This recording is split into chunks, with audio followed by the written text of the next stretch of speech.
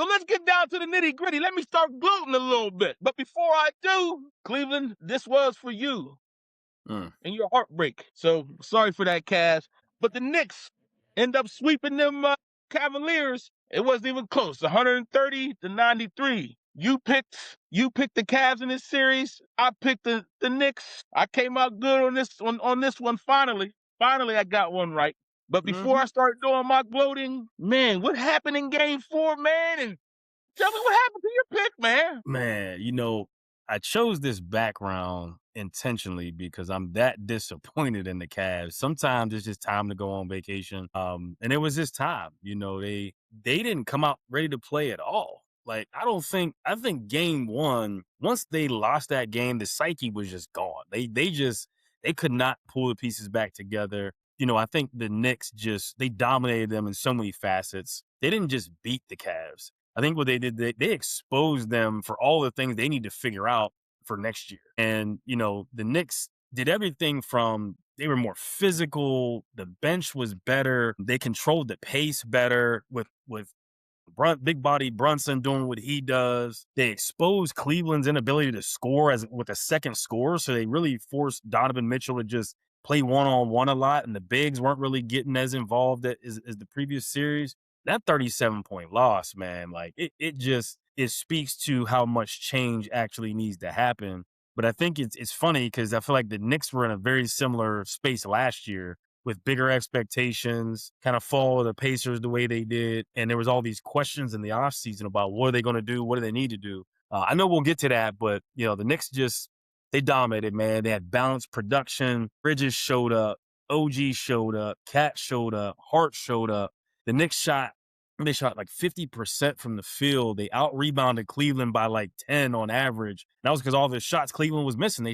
Cleveland shot 28% from three and 42% from the field. The 42 is not as bad if you can make some more of these threes, but nothing was just falling. And a lot of that, I just have to give credit to the Knicks, man. And, between that bench and the shot making they had, they were on fire. They got contributions everywhere. So I give it to the Knicks. This wasn't for Cleveland's year, man. This wasn't Cleveland's year. I'm going to just keep it short and sweet. I ain't going to say nothing else. I'm going to let you have your little 5 seconds of fame. Go ahead, man. Well, I'm glad you're going to let me have my due. You know what? Because you know what I've been feeling like in this playoffs? I feel like I got this win, so it's like every dog has his day. I feel like I finally got my day, So I'm happy about that. So I called 5 games, and the Knicks said, "Nah, man, we ain't gonna wait for 5 games, brother. We gonna get the brooms out. We know what Harden's about. Mitchell's never been here before. Mobley, he's never been here before. Jared Allen's just Jared Allen." Let me get to how Donovan Mitchell. I haven't been going in on him. I've been going in more on Harden. But if I'm going to be honest, Donovan Mitchell, game 3 to me, they're down about 15 points or whatever, 12 points with like 2 minutes left, and they just gave up hope, man. They weren't even getting back on defense. I was like, man, this is going to be over in 4 games anyways. They stink. I believe the Cavs got to move on, but we'll talk about that here in the future. I am going to talk about them Knicks, though.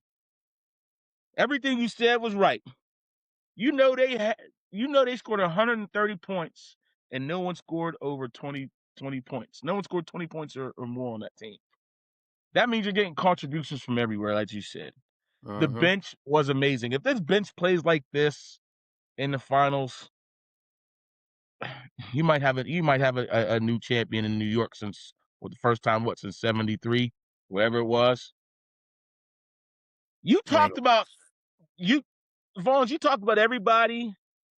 You mentioned everybody. You mentioned OG. You mentioned Towns.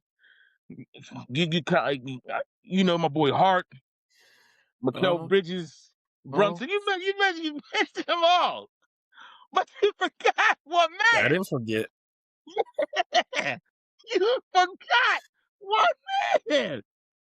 Landry Shamet. I knew you was going to do it, man. I knew you were going to do it. You forgot about Landry.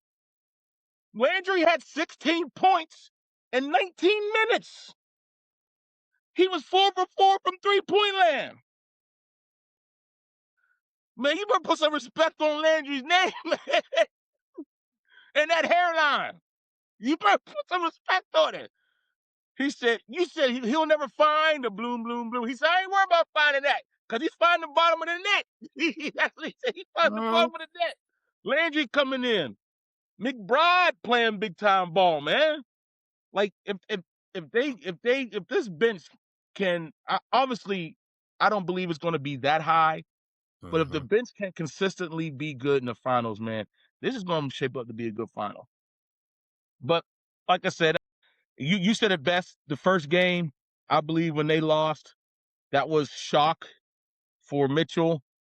Mitchell and the boys. Harden, he never has a pulse, so he's always even kill, so it doesn't matter about him. Yeah. But I believe that took their heart. That took their heart.